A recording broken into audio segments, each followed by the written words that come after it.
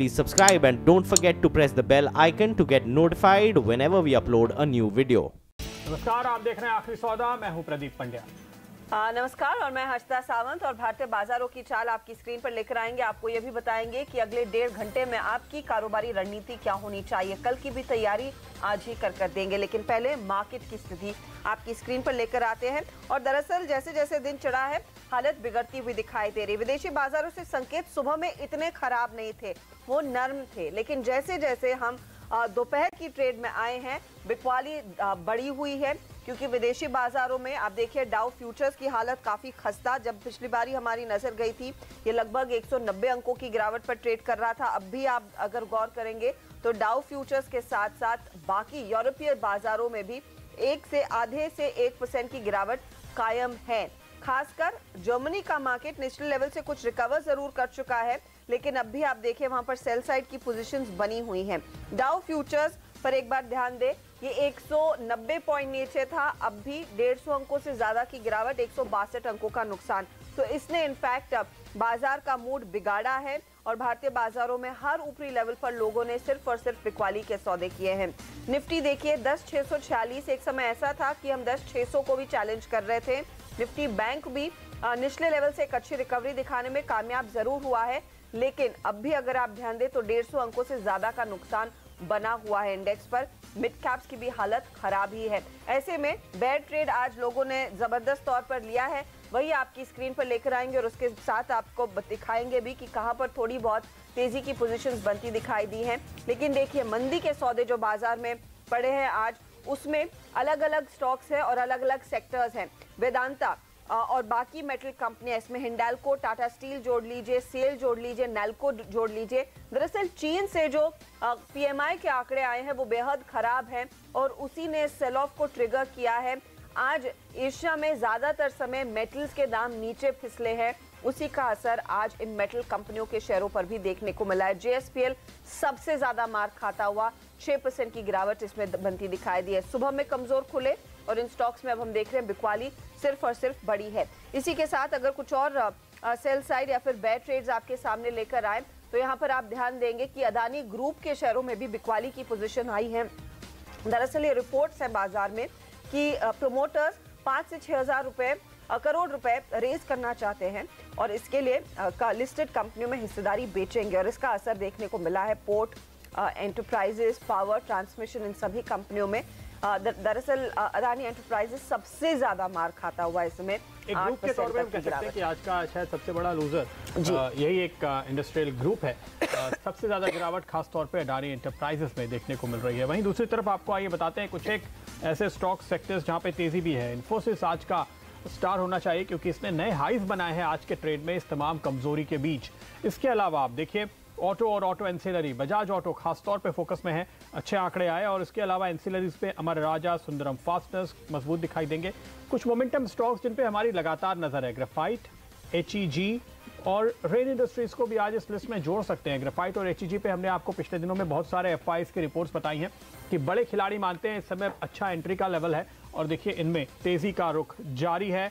खबरों का असर आईडीबीआई बैंक पर भी देखने को मिला, जैसे कि हम सुबह से बात कर रहे थे। हालांकि अभी बहुत स्थिति साफ नहीं है, ऑफर आएगा या नहीं आएगा, कितनी पूंजी बैंक के अंदर आएगी, लेकिन इसमें तेजी देखने को मिल रही है।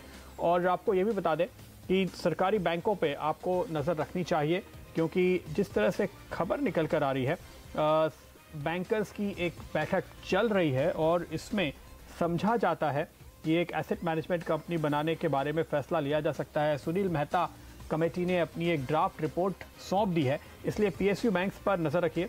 ये जो कमेटी बनाई जाएगी इसका असर आपको इन स्टॉक्स पे कुछ हद तक देखने को मिल सकता है। एक कंपनी बनेगी एसेट मैनेजमेंट कंपनी और ये बैंक्स के एनपीए खरीदेगी। इसके अलावा आज मजबूती देखिए आईपीओ में।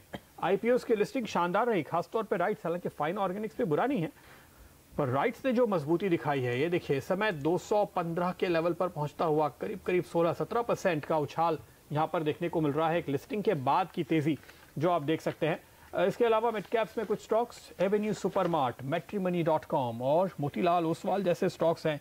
मुश्किल है ढूंढना विनर्स को इस मार्केट में, गिरने वाले स्टॉक्स की तादाद अधिक है हर्षदा, लेकिन फिर भी कुछ एक स्टार परफॉर्मेंस तो है।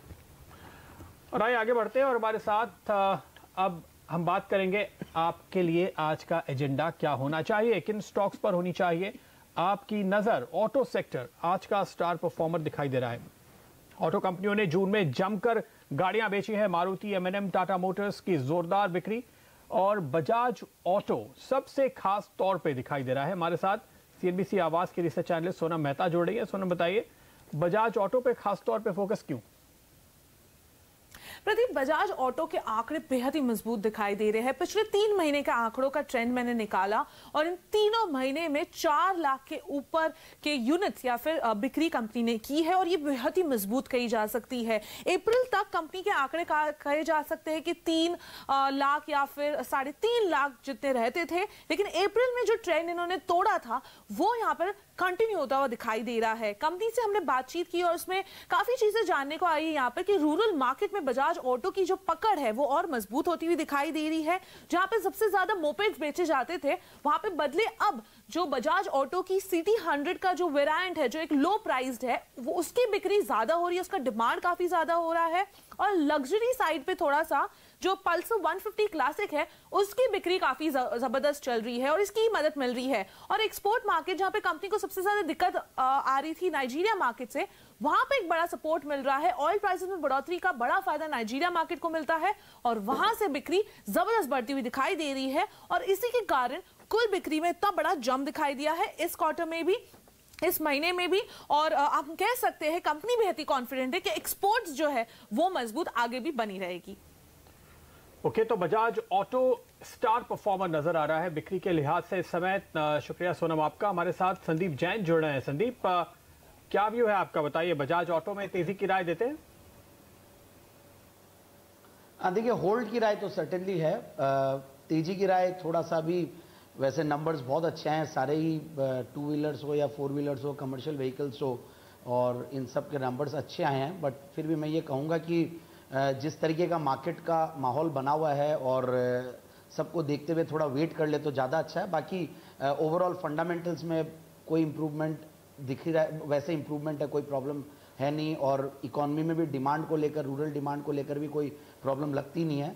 तो फिर भी मैं कहूँगा कि बाय ऑन डिक्लाइंस की रणनीति अपनाएं, क्योंकि ऊपर का साइड बहुत ज़्यादा लगता नहीं है। तो इसलिए रिस्क रिवॉर्ड रेशियोज़ के लिहाज से मैं अभी क्लियर कट बाई की राय नहीं दे रहा। बजाज ऑटो के मैनेजमेंट ने TV18 से बात की और जिस तरह की कमेंट्री उनकी ओर से आई है वो काफी बुलिश है कि ये जो रफ्तार इनके डोमेस्टिक बिजनेस से पकड़ी है वो जारी रहेगी। एक्सपोर्ट मार्केट में जहां पर चिंताएं थी वो भी आगे फ्लरिश करेगा और ये एक चैलेंज देने की कोशिश कर रहे हैं आयशर के ब्रांड्स को, रॉयल एनफील्ड को। उसके मद्देनजर आपको नहीं लगता कि अगर कोई अहेड ऑफ द कर्व रहना चाहे तो समय आ गया है बजाज ऑटो में शायद एक अग्रेसिव तेजी का कॉल लेने का? नहीं, बहुत सही सवाल आपका। इनफैक्ट मैं ये कहूँगा कि बजाज ऑटो का जो एक्सपोर्ट का मार्केट था वहाँ तो सर्टेनली वो लोग बाकी पीयर्स के मुकाबले वहाँ बेहतर थे ही, और डोमेस्टिक मार्केट में भी जो उनके न्यू लॉन्चेस हैं और जो मैनेजमेंट की क्वालिटी है उसका तो कोई मतलब मुकाबला है ही नहीं है। इनफैक्ट सारी मैनेजमेंट अच्छे है, बट समहाउ बजाज ऑटो का मैनेजमेंट की अगर बात करें तो एग्रेशन है, मैनेजमेंट एफिशिएंसी लेवल्स बहुत हाई है। बट सबको देखते हुए भी ऐसा लगता है मुझे कि जल्दबाजी हो जाएगी अगर बहुत ज़्यादा अगर फ्रंट रनिंग करें। मेरे हिसाब से थोड़ा फिर भी वेट करना चाहिए इन सबको। इनफैक्ट काफ़ी हद तक मार्केट ने प्राइसिंग में डिस्काउंट कर रखा है और मेरे हिसाब से थोड़ा वेट करेंगे तो ज़्यादा बेटर प्राइसेस मिल सकती है, क्योंकि मार्केट कहीं ना कहीं ऊपर के साइड में रेजिस्टेंस फेस कर रहा है। प्रॉफिट बुकिंग भी आ सकती है, उसकी वजह से हो सकता है कि ये जो भी निफ्टी के स्टॉक्स है वहाँ पे भी थोड़ा प्रेशर दिख जाए। ये बात है कि आप भले ये मान के चले कि बजाज अच्छा परफॉर्म कर रहा है, लेकिन जब बाजार में रिटर्न की बात आती है तो आपको बाजार के ओवरऑल ट्रेंड पर भी नजर रखनी चाहिए। इस समय वो एक रिस्क ध्यान में रखते हुए कोई बड़ी पोजीशन ले। लेकिन आयशर पे क्या कहेंगे आप? नहीं, आयशर भी सर्टेनली देखिए it's a great pick. In fact वहाँ पे भी मैनेजमेंट का पैशन या मैनेजमेंट की क्वालिटी को लेकर तो बहुत ही मार्केट पॉजिटिव रहता ही है। और बट फिर भी मैं ये कहूँगा कि थोड़ा सा वैल्यूएशंस के लिहाज से हीरो मोटोकॉर्प और बजाज से काफ़ी ज़्यादा है। और अब ऐसा है कि बाकी लोग भी कंपटीशन अच्छा देने लग गए हैं रॉयल एनफील्ड के सामने, जैसे कि बजाज की अभी बात कर रहे थे हर्षिता जी। तो इनफैक्ट वहाँ पे भी जो मॉडल लॉन्चेस है और वहाँ पे भी जो क्वालिटी है, मतलब जो इनफैक्ट एक्सेप्टेंस है वहाँ पे भी बढ़ रहा है। तो मेरे हिसाब से तो जिन्होंने ले रखा है वो होल्ड करके रखें। बाकी थोड़ा डिप्स का इंतजार करें, बाय ऑन डिक्लाइंस की ही रणनीति अपनानी चाहिए। ओके, लेकिन राहुल, आपको नहीं लगता कि आयशर कहीं पीक आउट हो रहा है ट्रेडर्स के लिहाज से? अब यहाँ पे ट्रेड शायद मंदी की तरफ ज़्यादा स्ट्रांग बन रहा है तेज़ी के मुकाबले में। कम से कम पिछले 2 या 3 सीरीज का तो यही एक्सपीरियंस है। एब्सोल्युटली राइट प्रदीप जी, जिस तरह से हमने देख रहा है कि आयशर का ट्रेंड, भले नंबर्स, मंथली नंबर्स ठीक ठाक आ रहे हैं, लेकिन फिर भी हमने देखा है एक बार ओवरऑल नेगेटिव जोन में देखने को मिल रहा है। तो मैं मानता हूं कि एक बार यहाँ पे अपसाइड डेफिनेटली कैप है, मे बी डाउनसाइड में may be time wise downside मिले, लेकिन अपसाइड डेफिनेटली कैप है। तो और एफएनओ के सीरीज में भी देखे तो मुझे नहीं लगता है कि 28,600 के ऊपर नियर टर्म में अच्छा खासा लॉन्ग किए जा सकता है। तो मैं मानता हूँ नियर टर्म 27,500 400 के आसपास वहाँ पे एक बार स्टॉक जरूर टाइम बिता सकता है। इस समय क्या ट्रेड देख रहे हैं आप, आयशर में या बजाज में? कहाँ पे ट्रेड करेंगे और किस साइड का ट्रेड करेंगे? मैं आयशर में तो डेफिनेटली शॉर्ट का ट्रेड करूंगा। ये लेवल से भी मुझे लगता है 28,400 के स्टॉप लॉस से शॉर्ट किया जा सकता है। 27,400-500 तक का अपने भाव देखने को मिल सकता है नियर टर्म के अंदर। 27,400 से 27,500 के टारगेट देखने को मिल सकते हैं आयशर में। यह है कॉल राहुल की। और बजाज पे क्या एक लॉन्ग ट्रेड करेंगे राहुल आप? I think Pradeep ji, interestingly हम देखेंगे तो बजाज काफ़ी टाइम से रेंज बाउंड रहा है और लोअर लेवल्स पे एक ट्रेड करने को देखने को मिल रहा है। तो मैं मानता हूँ कि 2700 के नीचे गया नहीं है स्टॉक काफ़ी टाइम पर। आज नंबर्स के बाद थोड़ा बिल्टअप जरूर देखने को मिला है स्टॉक के अंदर। तो रिस्क टू रिवॉर्ड एक बार मेरे ख्याल से लॉन्ग साइड पे किया जा सकता है। शॉर्ट में डेफिनेटली यहाँ से पैसे नहीं बनेंगे इसके अंदर, ये पक्का है। तो मैं लॉन्ग करके चलूंगा बजाज ऑटो के अंदर 2820 के स्टॉप लॉस के साथ। स्टॉप लॉस भी बहुत नज़दीक का है और ये स्टॉप लॉस से लॉन्ग करिए, 2900 तक का लेवल मिल सकता है नियर टर्म के अंदर। ओके, और देखिए, हम आपको कुछ देर पहले कह रहे थे सरकारी बैंकों पर नज़र रखिए, और इस पर अब और ज़्यादा जानकारी निकल कर आ रही है। हमारे इकोनॉमी और पॉलिसी एडिटर लक्ष्मण रॉय जुड़ चुके हैं हमारे साथ फोन लाइन पर। लक्ष्मण, बताइए क्या है ताज़ा खबर? देखिए, एसेट मैनेजमेंट कंपनी बनाने का जो प्रस्ताव था, जिसको हम लोग आम बोलचाल की भाषा में बैड बैंक कह रहे थे, उस प्रस्ताव पर आज एक महत्वपूर्ण डेवलपमेंट हुआ है। वो ये है कि सुनील मेहता कमेटी जो बनाई गई थी एसेट मैनेजमेंट कंपनी एएमसी को के रूपरेखा तय करने के लिए, उस कमेटी ने अपनी ड्राफ्ट रिपोर्ट आज वित्त मंत्री पीयूष गोयल को सौंप दी है। और भी मैं वित्त मंत्रालय में हूँ। अब से कुछ देर पहले ही यहाँ पे पीयूष गोयल के साथ बैठक हुई। उस बैठक में ड्राफ्ट रिपोर्ट सौंपी गई। उसमें बताया गया कि आखिर एसेट मैनेजमेंट कंपनी किस तरीके से काम करेगी। और उसमें यह भी कहा गया कि जो एसेट मैनेजमेंट कंपनी बनेगी तो बैंकों के ऊपर अपनी स्वेच्छा से ये होगा कि अपने बैड लोन को वहां पे ट्रांसफर करना चाहते हैं उस एएमसी में ट्रांसफर कर सकते हैं, अगर नहीं करना चाहते तो नहीं कर सकते हैं। अगले 2 से 3 महीने में ये एएमसी काम करना शुरू कर सकती है। और अभी इस ड्राफ्ट रिपोर्ट पर चर्चा चल ही रही है वित्त मंत्रालय में, और आज शाम तक ड्राफ्ट रिपोर्ट को अंतिम रूप दिए जाने की कोशिश की जा रही है। और इससे महत्वपूर्ण बात यह है कि सुनील मेहता के अलावा वित्त मंत्री Piyush Goyal, financial services secretary जो कि बैंकों की देखरेख करते हैं, राजीव कुमार भी मौजूद थे, जो अभी कुछ देर पहले निकल गए। साथ ही साथ स्टेट बैंक ऑफ इंडिया के रजनीश कुमार भी यहाँ पे मौजूद थे। इनकी भूमिका भी काफी महत्वपूर्ण मानी जा रही है इसको अंतिम रूप देने में। आज बैड लोन को लेकर के, एनपीए को लेकर एक बड़ा डेवलपमेंट माना जा सकता है। ओके, तो ये एक एसेट मैनेजमेंट कंपनी बनाई जाएगी, और जो लक्ष्मण रॉय आपको जानकारी दे रहे हैं उसको अगर आप समझें तो बैंकों के ऊपर ये निर्भर करेगा कि वो अपने कुछ एसेट्स इनको ट्रांसफर करें। जाहिर है कि जिन एसेट्स में बैंक्स को लगता है कि अभी थोड़ा वक्त लगेगा अच्छे वैल्यूएशन आने में, शायद उन्हीं को इसमें ट्रांसफर किया जाए। क्या इस बारे में लक्ष्मण जी आपकी कोई बातचीत हुई है? पिछले हफ्ते हमने एसबीआई चेयरमैन से जो एक्सक्लूसिव बातचीत की थी, उन्होंने सीएनबीसी आवाज को ये बताया था कि पावर सेक्टर में उन्हें लगता है कि अभी 1-2 साल शायद अच्छे वैल्यूएशन पे पावर प्लांट्स को नीलाम करना मुमकिन नहीं है। तो जो वहाँ एनपीएस हो रहे हैं उनको अगर इस तरह एक एएमसी में ट्रांसफर कर दें तो 2 साल का ब्रीदर होगा, और उसके बाद फिर उस प्रक्रिया को आगे बढ़ाएं तो शायद अच्छे वैल्यूएशन मिलेंगे। क्या इस तरह की स्ट्रैटेजी है? कुछ डिटेल्स हैं इसमें? बिल्कुल आपने सही कहा प्रदीप। दरअसल ये जो एएमसी का ड्राफ्ट प्रस्ताव तैयार किया गया है, उसमें जो अंतिम रूप दिया जाएगा एएमसी कामकाज को लेके, उसमें गाइडलाइन भी जारी की जाएगी। उस गाइडलाइन में जो बातें हम आप चर्चा कर रहे हैं, उस बातों का जिक्र होगा कि आप उन बैड लोन को प्राथमिकता के आधार पर ट्रांसफर कर सकते हैं जिसको आपको तत्काल या फिर कहें कि कम अवधि में आप उसकी रिकवरी की उम्मीद नहीं रख रहे हैं, या फिर ये बैड कर्ज जो है ऐसे सेक्टर को दिया जा चुका है जिसके रिवाइवल के संकेत बहुत नजदीक में नहीं दिख रहे हैं, या फिर उस कर्ज की वसूली का बहुत भारी दबाव है, वरना इंसॉल्वेंसी बैंक्रप्सी कोड के तहत आपको दिवालियापन कार्रवाई के तहत कार्रवाई करनी पड़ जाएगी। तो इस ऐसे लोन को प्राथमिकता के आधार पर बैंक ट्रांसफर करना चाहेंगे, जिसमें पावर सेक्टर एक ऐसा सेक्टर है, रियल एस्टेट सेक्टर एक ऐसा है जहाँ पे तत्काल निकट भविष्य में उनको रिकवरी की उम्मीद नहीं दिख रही है। ऐसे लोन को बैंक ज्यादा तवज्जो देंगे कि एएमसी को ट्रांसफर कर दिया जाए, ताकि एएमसी उसके बैंक गारंटी के एवज में या फिर दूसरे एवज में उस पैसे का जहां तक संभव हो सके वसूली कर सके। ओके, बहुत बहुत शुक्रिया आपका लक्ष्मण, हमसे बातचीत करने के लिए और ये सारे डिटेल देने के लिए। और इस बीच आप देखिए सरकारी बैंकों में खरीदारी तो लौटी है। कैनरा बैंक देखिए सबसे पहले यहाँ पर करीबन 1.5% के आसपास का उछाल पिछले कुछ मिनटों में देखने को मिला है। बैंक ऑफ बड़ौदा पे भी आपकी नजर होनी चाहिए, वो चार्ट आपके सामने लेकर आएंगे। ये कैनरा बैंक निचले स्तरों से सुधरता हुआ अब बैंक ऑफ बड़ौदा दिखाइए, और इस बीच ओबीसी तेजी से रिकवर होता हुआ ये भी नजर आ रहा है, ओरिएंटल बैंक ऑफ कॉमर्स, तो वो स्टॉक भी आपके सामने लाएंगे। और पीएनबी भी ज्यादा पीछे नहीं, हालांकि ये सारे ही स्टॉक्स जिस तरह से टूटे हैं अपने कई सालों के लोज के आसपास इस समय ट्रेड कर रहे हैं, और वहां से अब ये जंप आ रहा है इस खबर को देखते हुए। राहुल, क्या कहेंगे आप, बेचने का निकलने का ही मौका है अभी तक जिस तरह का ट्रेंड रहा है इनमें? आई थिंक प्रदीप जी 100% मुझे नहीं लगता है कि नियर टर्म में कुछ लंबा खासा तेजी हो सकता है पीएसयू बैंक्स के अंदर।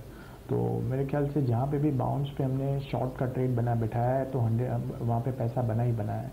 तो मुझे नहीं लग रहा है कि यहाँ से भी अभी भी कुछ लॉन्ग में पैसा बन सकता है। तो मेरे ख्याल से शॉर्ट करके ही पैसा बन सकता है। कैन बैंक है, बॉब है, एसबीआई, सभी मेरे ख्याल से उछाले पे शॉर्ट करने में पैसा जरूर एक शॉर्ट कॉल दीजिए जो आपको सबसे बेहतरीन लगती हो इस समय।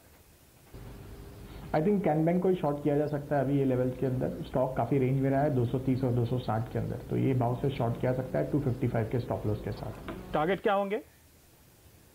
मेरे ख्याल से वापस 230 तक के लक्ष्य पोजिशनल ट्रेडर को जरूर मिल सकते हैं। 230 के टारगेट कैनरा बैंक में आ सकते हैं, यह है आपकी उम्मीद।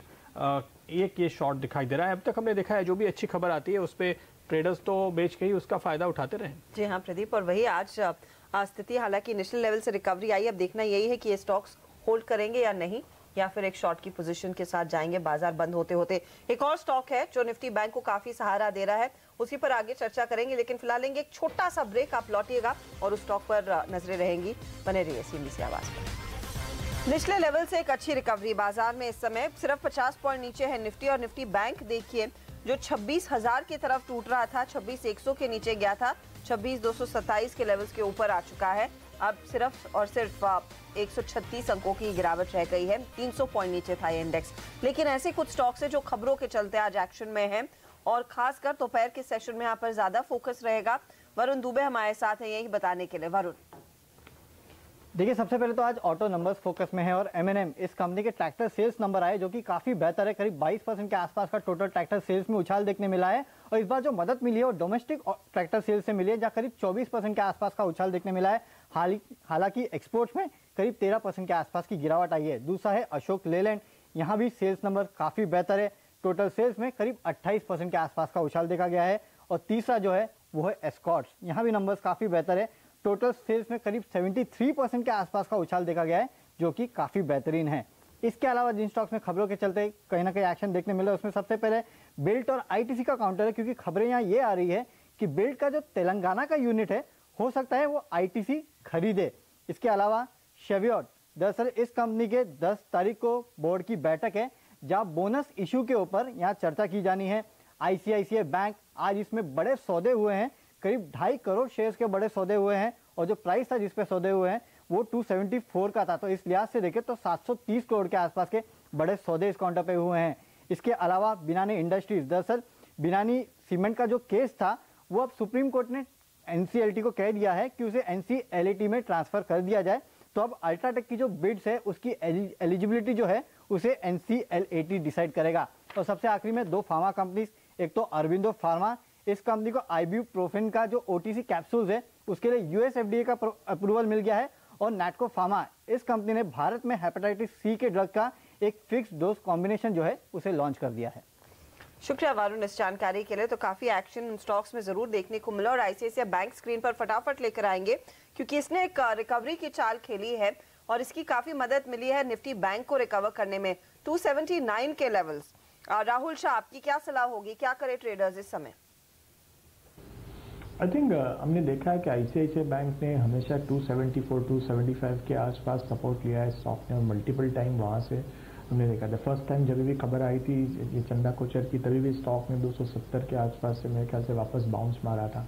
तो मैं मान रहा हूँ कि अभी भी ये स्टॉक के अंदर 272 to 73 के लिए अच्छी खासी सपोर्ट है स्टॉक के अंदर। तो मैं मानता हूँ जब तक ये टूटता नहीं है तब तक मेरे ख्याल से ये स्टॉक बाउंस देता रहेगा। तो मैं मानता हूँ ये लेवल से लॉन्ग किया जा सकता है, वापस स्टॉक 290 के आसपास आ सकता है। तो स्टॉप लॉस बहुत नजदीक का रहेगा, 274 का 290 का लक्ष्य रहेगा।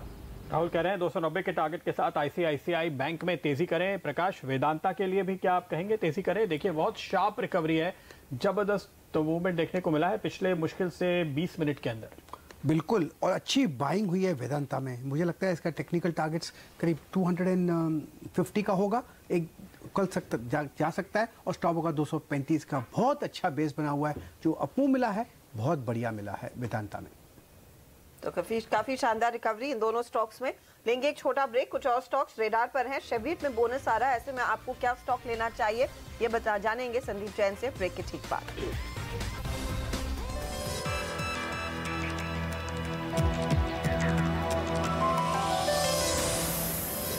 स्वागत है आपका एक बार फिर। और इस बीच देखिए बाजार में एक शार्प रिकवरी निचले स्तरों से काफी सारे स्टॉक्स दिखा रहे हैं। निफ्टी भी 10,660 के करीब पहुंचता हुआ, नुकसान अब कम होकर 50 पॉइंट्स का ही बचा है। निफ्टी बैंक में भी रिकवरी देखी जा रही है। आईसीआईसीआई बैंक की हम कुछ देर पहले बात कर ही रहे थे। इसके अलावा अगर आप देखें पिछले कुछ मिनटों के दौरान जिन स्टॉक्स ने तेजी पकड़ी है उनमें वेदांता शामिल है जिसकी हमने बात की। आईडीबीआई बैंक में अब और मजबूती आती हुई दिखाई दे रही है, और इसके साथ साथ आप देख सकते हैं कुछ और स्टॉक्स टाइटन वगैरह हैं अलग अलग सेक्टर्स के, जहां पर हम एक अच्छी मजबूती देख रहे हैं। सरकारी बैंकों पर नजर रखिए, पीएनबी, बैंक ऑफ इंडिया, कुछ और स्टॉक्स जो आपके फोकस में होने चाहिए। इन स्टॉक्स में हम इस वक्त मजबूती आते हुए देख रहे हैं। निचले स्तरों से रिकवरी आप देखिए, शार्प रनअप है। प्रकाश, इन चार्ट्स पे जरा नजर डालिए। बैंक ऑफ इंडिया, पीएनबी या फिर आईडीबीआई बैंक, क्या लेंगे आप? मुझे लगता है बैंक ऑफ इंडिया ठीक ही नजर आता है, एक अपमूव मिल सकता है ऑन द अपसाइड। जो टारगेट है करीब 91 के, वहां तक जाने की कोशिश कर सकता है, और स्टॉप होना चाहिए 86 का। यस, पंजाब नेशनल बैंक में भी बहुत अच्छी मूव मिला है, ब्रेकआउट मिला है 76 जोन पर, उसी के नीचे एक स्टॉप लगाना चाहिए। ऑन द अपसाइड जो टारगेट होगा करीब 83 का। 83 का टारगेट पीएनबी पर आने की उम्मीद आप कर रहे हैं। अच्छा, आईडीबीआई बैंक पे भी नजर डालिए। देखिए यहाँ तो खबर भी है चूंकि, लेकिन सुबह चूंकि पूरा बाजार कमजोर हो गया तो ये नीचे आया। अब जाहिर है कि निचले स्तरों पे इसमें फिर से बाइंग हुई है। वॉल्यूम अगर आप देखें तो पिछले 10 दिन के एवरेज से करीब 1.5 गुना 50% वॉल्यूम ऑलरेडी हो चुका है, यानी जो भी सप्लाई आई उसको लगता है कि एब्जॉर्ब किया गया है। क्या कहेंगे? इनफैक्ट फ्राइडे से लगता है कि अच्छी बाइंग हुई है। एक स्टॉप होना चाहिए करीब 56 का, अपसाइड करीब 59-60, ये एक जोन है आईडीबीआई बैंक में जाने का। 59-60 तक के लेवल आ सकते हैं। संदीप जैन, आप तो पहले से रिकमेंड करते रहे ये स्टॉक, क्या कहेंगे?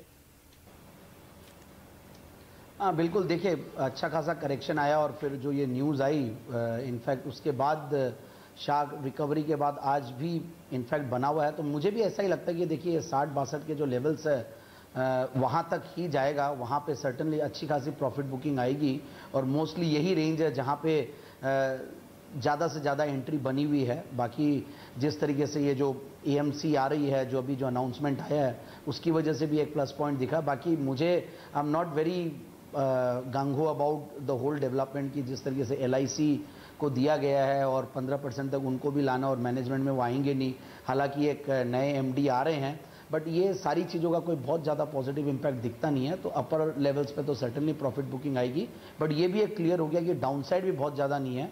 50, 51, ये 52 ये एक रेंज है जहाँ पे अच्छी खासी बाइंग आएगी, और ऊपर का साइड 61, 62 यहाँ पे कैप लग जाएगी। बट येस, ये ध्यान देना कि आगे के डेवलपमेंट्स कैसे आते हैं, क्या प्राइसिंग है, सारी चीज़ों पे और भी ध्यान रखेगा मार्केट।